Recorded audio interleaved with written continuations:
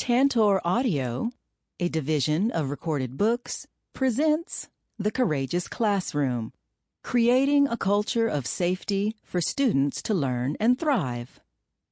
By Dr. Janet Taylor and Jed Dearybury. Narrated by L. Malaika Cooper. Publisher's Note: in this audio edition, you will hear references to visual elements present in the print and ebook formats of the book. Limit of liability, disclaimer of warranty.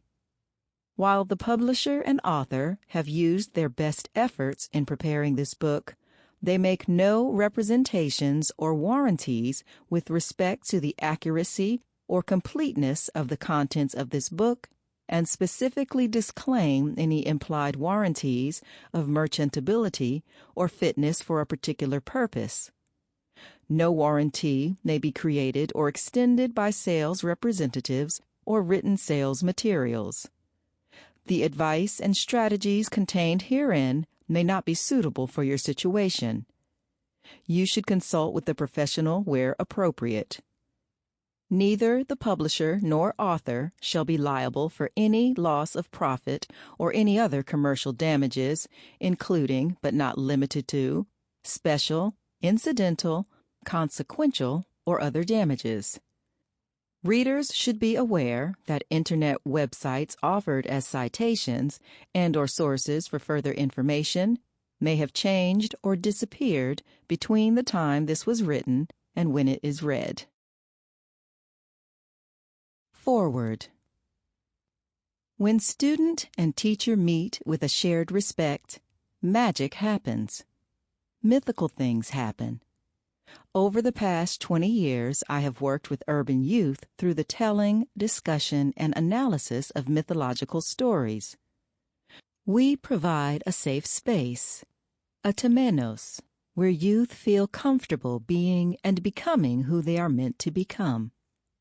The goal is to have them become the hero, heroine in their own stories. Our process helps make real the idea that they will need heroic character traits to get through life. Traits such as perseverance, humility, resourcefulness, and willingness to make necessary sacrifices for something larger than themselves. And they will need courage to continue despite the odds not being in their favor.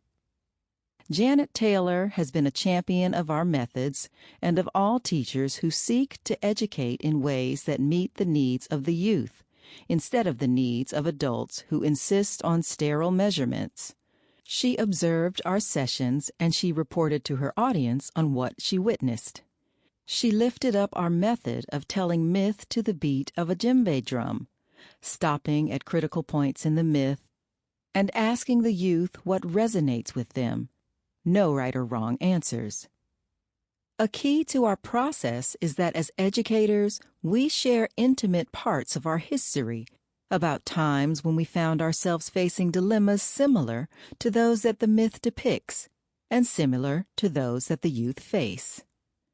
As adults, we have found the courage to shed tears in front of our youth, and they, in turn, have found the courage to shed tears in front of us.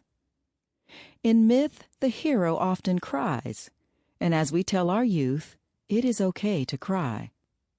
As a man, I model that it is okay for boys to cry. We create an environment of trust and mutual respect. It is beyond amazing when youth share in our circles. Part of the amazement is because we realize we have a symbiotic relationship. We know we are learning just as much from the students as they are from us. Another key aspect of our process is the importance of listening and keeping an open mind. It is this level of wonder that Janet and Jed are advocating with their book. Dedicated teachers have a challenging and stressful job. Most are looking for methods that will bring success to students and teachers alike. I have personally held back tears watching some teachers and administrators take advantage of authority in the name of rigid policy that does not serve the students. When this happens, we lose another youth with vast potential. In myth, the hero/heroine never accomplishes their tasks alone. They always have some sort of assistance from a guide and mentor. They are given tools and advice to overcome obstacles before them. When education works best, teachers are allowed to serve this role in the lives of students.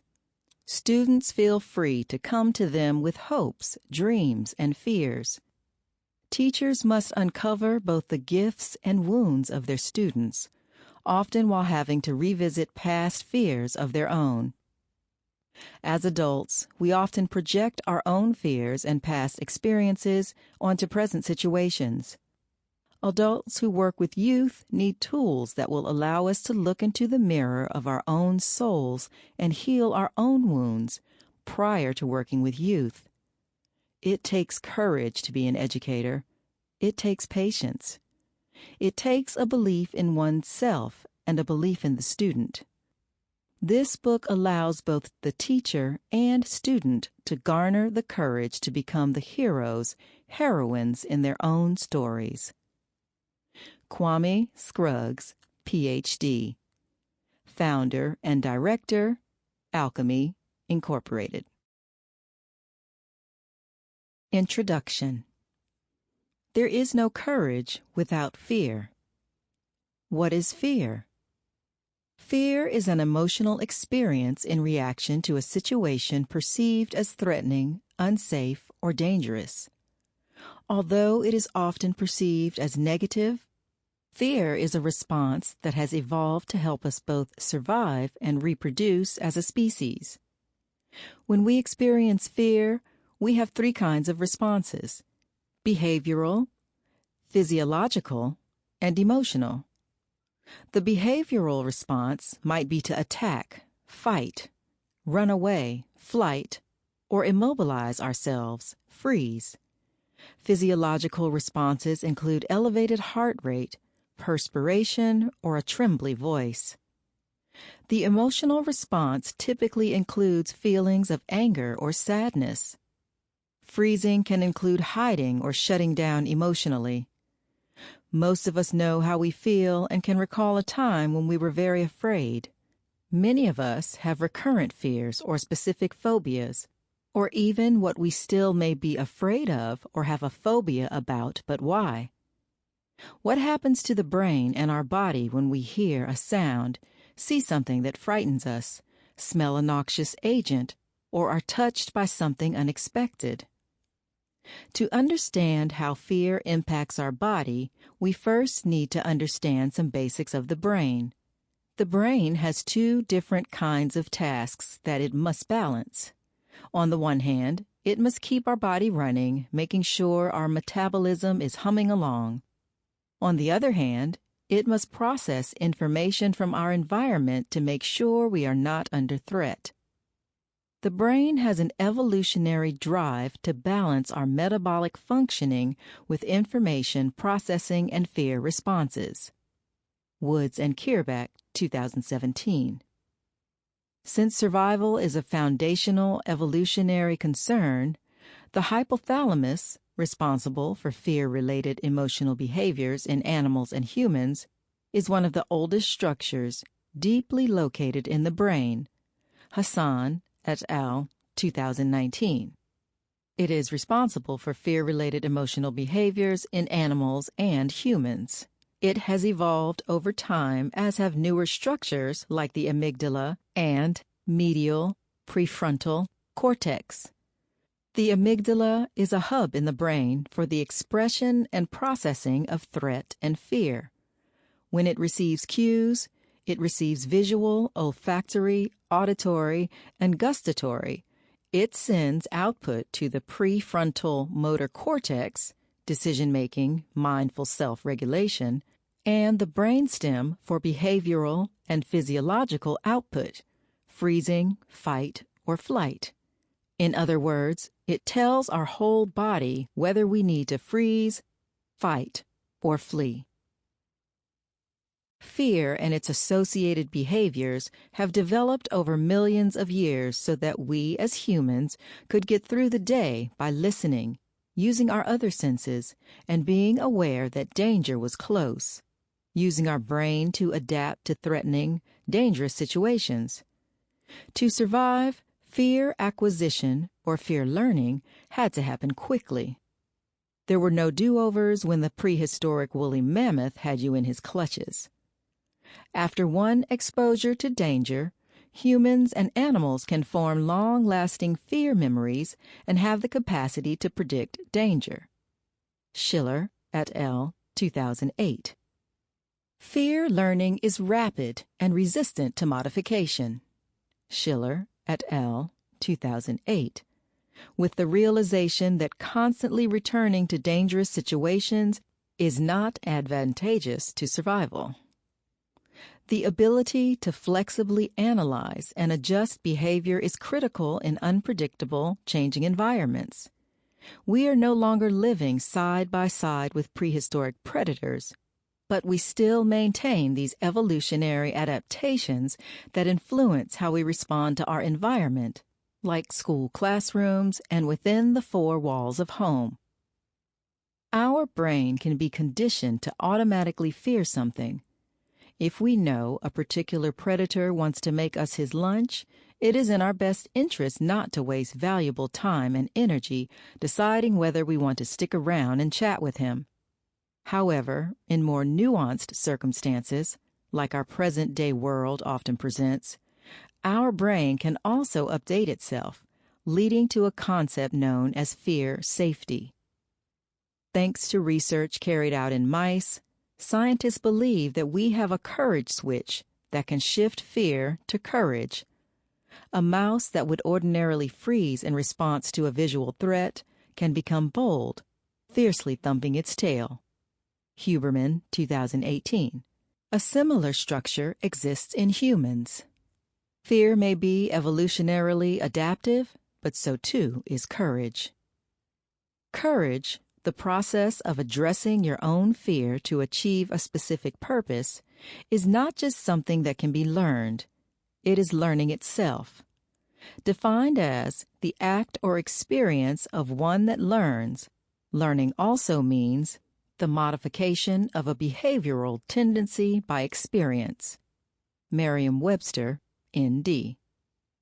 Fear is a learned association between at least two things that are meant to be adaptive for us in an effort for minimizing exposure to danger. Rather than having to constantly expend energy to relearn what is dangerous or safe, we preserve fear memories and fear learning. However, our brain has the capacity for fear extinction and fear reversal, which allows us to gain cognitive control over our fears. In other words, your brain wants to keep you safe, but not afraid. You can use emotional awareness and self-regulation to calm yourself and unlearn fear, using breathing techniques and having a courageous mindset. What is the difference between a classroom governed by fear and a courageous classroom? While a fearful classroom is focused on student ability, a courageous classroom prioritizes learning for and from the students who are valued for their potential. And what makes that difference? The teacher. As noted psychologist Carol Dweck writes, "Every student has something to teach me." Dweck, 2014-2015. The underlying principle of a courageous classroom is belief in the capacity for students and teachers to be courageous in their learning and teaching. Dr. Janet's story. This book is a collaboration between two professionals with different experiences with and viewpoints on education. I, Dr. Janet, am not a teacher, but a psychiatrist who usually sees kids who are not progressing in school and/or who have mental health issues impacting their ability to focus, learn information, or get along with their peers. As they grapple with underlying trauma, I am motivated by a desire to assist them as they face their own reality. My voice in this book is evidence-based, providing the neuroscience of fear and courage while sharing my own personal stories of finding my own courage. As the mother of 4 daughters, I respect teachers who, while raising their own families, skillfully and selflessly taught mine. Jed's story. As Dr. Janet's co-author, I, Jed, bring my almost 2-decade-long experience as a teacher and a direct voice of my own trauma in the manner of a speaking wound, the trauma borne by an other that speaks to the wound of the healer. Dutro and Bien, 2014. I share raw accounts of the difficulties of many of my students to illustrate the challenging experiences of trauma and fear that students and teachers bring into the classroom. These stories are the heart and soul of this book. They are told in a personal narrative format. I am more of a storyteller than a researcher, so the tone of the book may feel a bit different when I chime in. The students I write about are the ones who, above all, needed a culture of safety within their classroom walls.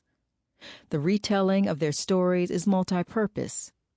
One, to let other teachers know they are not alone in the work.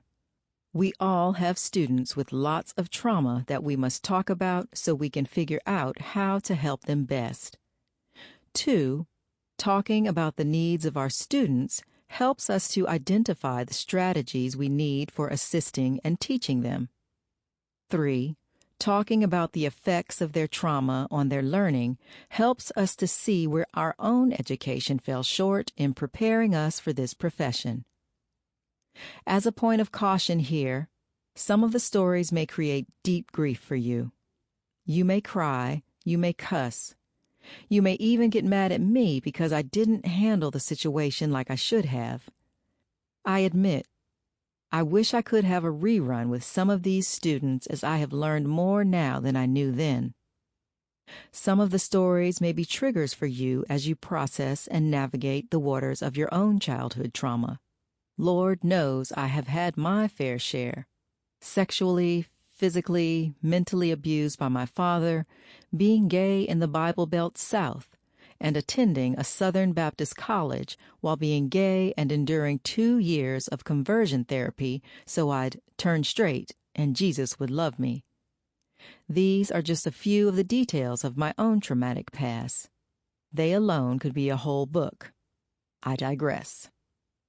Through research and relationships, this book will answer the question of how teachers can thrive and learn in spaces where, at times, both parties may experience stress, distress, fear, and anxiety from both internal and external sources. There are moments when the work may sound like a college lecture and others where a therapist is talking to a client on the couch in the consulting room. The hope is that we provide advice about how to harness our neurobiological understanding of fear and help educators and students realize how to push fear aside, both inside and outside classrooms. We believe it will show you how to tap into your own potential for healthy psychological functioning and intellectual growth as an individual and within your institutional culture, by learning how to establish and maintain courageous classrooms and promote a growth mindset. Fear and adversity can disrupt the environment of optimal learning. Classrooms and schools that promote a culture of safety, creativity, resilience, and mindfulness will serve as a needed intervention strategy for students and teachers.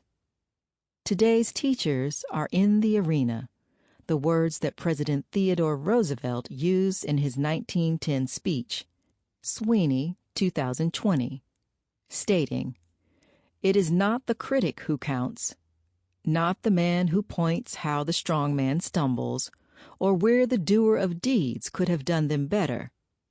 The credit belongs to the man who is actually in the arena, whose face is marred by dust and sweat and blood, who strives valiantly, who errs, who comes short again and again, because there is no effort without shortcoming, but who does actually strive to do the deeds, who knows great enthusiasm, the great devotions, who spends himself in a worthy cause, who at best knows in the end the triumph of high achievement, and who at the worst, if he fails, at least fails while daring greatly, so that his place shall never be with those cold and timid souls who neither knew victory nor defeat. Our teachers have to make decisions every day in the face of fear, whether it's their own past history and experience of trauma or the events that emerge from within the classroom. As Sir Edmund Hillary stated, fear can help you extend what you believed your capacity was. That happens when instead of acting out of fear, one acts from a place of opportunity, a chance to stretch and learn while utilizing courage. No one, outside immediate family, has greater impact on students than a teacher. Who doesn't remember the one teacher who pushed them, challenged them, held them accountable, or triggered a fierce and terrific feeling within their being, ready to be unleashed? As a community psychiatrist, Dr. Janet is asked to assess and treat students who may have mental health issues. As an educator, I, Jed, frequently find myself being asked to do the job of a community psychiatrist, Janet's job, yet the professional training I have received to assess and treat students that have mental health issues is minimal at best. Instead, I draw on my own traumatic childhood experiences to help students who have experienced trauma. I know that I am not alone in my lack of access to appropriate training and resources. Every day, overtaxed and under-supported administrators and educators across the country wake up trying to maximize their own potential, live their calling, and serve their communities. Who is helping them? What training do they receive? What are college EDU programs doing to ready their students for classrooms full of the effects of fear and trauma? They are the ones who can lift our students up or allow them to slip out of reach. With the odds stacked against them, the latter is more common than the former. This book argues that we can meet the fears of our time with courage. Fear and courage have a relationship. Whether fear manifests itself as caution, apprehension, or flat-out terror, whether we feel fear internally or exhibit outward symptoms, trembling, sweating, or a shaky voice, courage allows us to meet those fears. The word courage has its root in the Latin word cor, meaning heart, as the seat of feeling. Author Brené Brown writes, "Courage is a heart word. In its earliest forms, the word courage meant to speak one's mind by telling all one's heart." Brown, 2007. Educators enter the teaching profession with great hope, empathy, and the determination to make a difference. Each teacher has a theory about learning and how children develop, learn, and manage their academic achievements. Lev Vygotsky was no exception. As a Russian psychologist and educator whose brilliant theories about the process of children's learning and development were lost for almost a half a century after he was banned by an oppressive Russia in 1934, his ideas are applicable to courageous classrooms. Vygotsky did not believe that how children learn was based on their genetic history, ethnicity, or socioeconomic class. He believed in the critical role of adults as mediators. That is, the engagement of children in age-appropriate activities, in the context of which adults promote the development in children of new motives and teach them new tools of thinking, problem-solving, and self-regulation. Karpov, 2014. Good teachers know this and reach across stereotypes and bias to connect to their students. Parents know this and try to model and teach accordingly.